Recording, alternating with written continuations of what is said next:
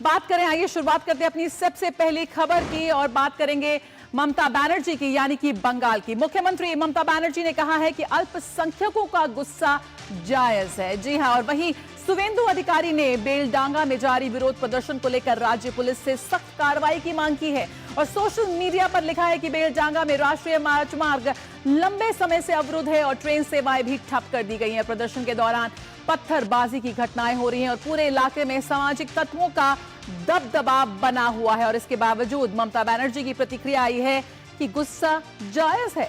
तो क्या कुछ इस वक्त पश्चिम बंगाल में जो हिंसा का दौर जारी है, आइए उसको समझने की कोशिश करते हैं। साफ तौर पर जिस तरह से ताक पर इस वक्त लॉ एंड ऑर्डर सिचुएशन है वो सामने निकल कर आ रही है और एक मजदूर की मौत पर यह पूरा बवाल हुआ है। क्या है ये पूरा मामला, आपको समझाएंगे। पत्रकारों पर हमला भी हुआ है, ये कैसा बंगाल है, आइए इसको समझने की कोशिश करते हैं। ये पूरी जो खबर है वो खबर ये है कि मुर्शिदाबाद में बेलडांगा हिंसा पर पश्चिम बंगाल के राज्यपाल सीवी आनंद बोस ने क्या कुछ कहा है, आइए सुनते। Dastardly attack on the media personnel today in Murshidabad deserve to be condemned in the strongest terms. The press, the media are the guardians of democracy. What happened there today is lawlessness. It is a prime duty of the police to protect the life and property of the citizens. The police have failed the people of Bengal. The police have failed their own government. The police have failed law and order, the rule of law. This cannot continue. No civilized society can tolerate this. Government has act expeditiously, act in a visual, perceptible manner. There is the police crime cannot be tolerated by a civilized society anymore. तो एक बार फिर विफल हुई बंगाल की police. महिला पत्रकार पर हमला होता है, उसे पीटा जाता है और उसके बाद ममता बनर्जी का बयान आता है कि गुस्सा जायज है। क्या था ये पूरा मामला? झारखंड में पश्चिम बंगाल के प्रवासी मजदूर का शव यहां पर मिला था और पश्चिम बंगाल के मुर्शिदाबाद का रहने वाला था ये मजदूर। शव को मुर्शिदाबाद पहुंचने के बाद यह हिंसा भड़क उठी और गुस्साए प्रदर्शनकारियों ने NH 12 को बाधित कर दिया। रेलवे ट्रैक को भी रोक रोक कर यहां प्रदर्शन किया। यह सब हुआ जब शव जो है वो मुर्शिदाबाद पहुंचा और उसके बाद इस पूरे मामले में और आगजनी बढ़ती नजर आई। गुस्साए प्रदर्शनकारी सड़कों पर उतर आए और उन्होंने NH 12 को यहां पर पूरी तरह से जैम कर दिया। घंटों लोग फंसे रहे। जो मीडिया, जो पत्रकार इस पूरी खबर को कवर कर रहे थे और जानकारी मुहैया करा रहे थे, उस पर भी हमला हुआ। एक महिला पत्रकार की पिटाई हुई और उसकी तस्वीरें भी इस वक्त हर तरफ छाई हुई हैं। महिला पत्रकार के संग बदसलूकी का भी आरोप यहां पर लग रहा है प्रदर्शनकारियों पर। तो यहां पर साफ तौर पर ये जो पूरा मामला है उसमें गुस्से में नजर आ रहे हैं राज्यपाल, क्योंकि पश्चिम बंगाल में जिस तरह की हिंसा हो रही है उसको लेकर फिलहाल यहां पर नाराज हैं। ऐसे में पश्चिम बंगाल में बेलडांगा हिंसा पर नाराजगी जाहिर की है राज्यपाल ने और पत्रकारों पर हमले की भी कड़ी निंदा की है। पत्रकार और मीडिया लोकतंत्र के संरक्षक हैं और बंगाल पुलिस लोगों की रक्षा करने में किस तरह से असमर्थ नजर आ रही है, साफ तौर पर इसकी तस्वीरें आज सभी के सामने हैं। कानून व्यवस्था कायम रखने में फेल रही है एक बार फिर पुलिस और सभ्य समाज ये बर्दाश्त नहीं करेगा। साफ तौर पर राज्यपाल ने ये बात कही है, लेकिन किसी भी तरह की प्रतिक्रिया ममता बनर्जी की तरफ से फिलहाल नहीं आई है।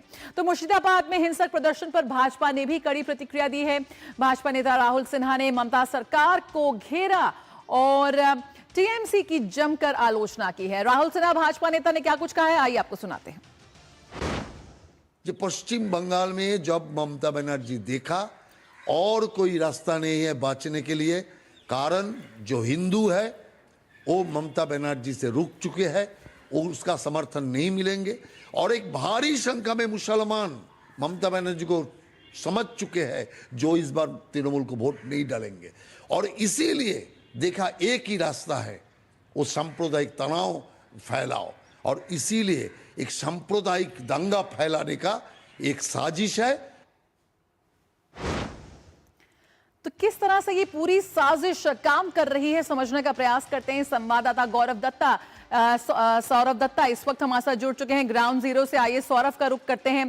सौरभ, सबसे पहला सवाल ये कि अगर हम बात करें तो इस वक्त क्या कुछ स्थिति है, ग्राउंड जीरो की बात करें, क्या कुछ हालात इस वक्त नजर आ रहे हैं वहां पर? अजय जी, देखिए कल 3 बजे तक जो NH-12 है वो NH-12 में ये विरोध चलता रहा। 3 बजे के बाद धीरे धीरे जो मॉब था वो डिस्पर्स हो गया, लेकिन 8 बजे से सुबह 8 बजे से 3 बजे तक बेलडंगा में जो हुआ वो अपने आप में एक बेनजीर एक चित्र था। एवं उसको लेकर जिस तरह से आलोचना हो रहा है उसका पहला कारण ये है कि बेलडंगा के पहले 48 घंटे में पहले तो फरक्का में एक घटना घटी जहां पे सुनवाई हो रहा था। वहां पे वो TMC का जो विधायक है मनिरुल इस्लाम, उनके हाजिरी में जो वीडियो के ऑफिस थे वहां पे तोड़फोड़ किया गया। फिर उत्तर दिनाजपुर के चाकुलिया में हुआ, वहां पे आग लगा दिया गया, वहां पे भी तोड़फोड़ हुआ।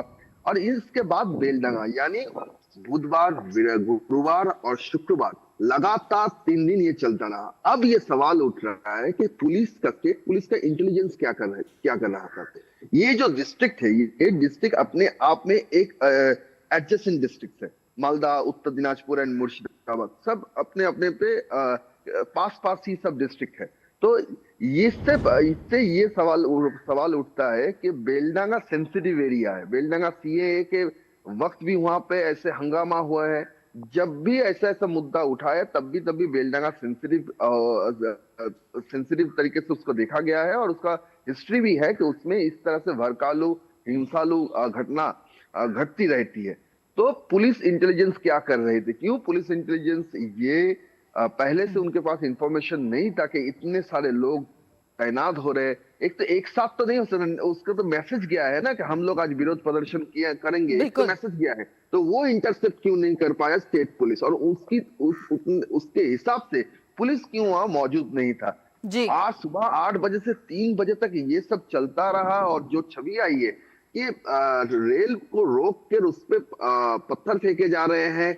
जो लोग बिल्कुल, तो यहाँ पर खुला डर से हाथ यहाँ पर दे दिया गया है प्रदर्शनकारी को और इन लोगों को जिन्होंने कानून की धज्जियां उड़ा दी हैं।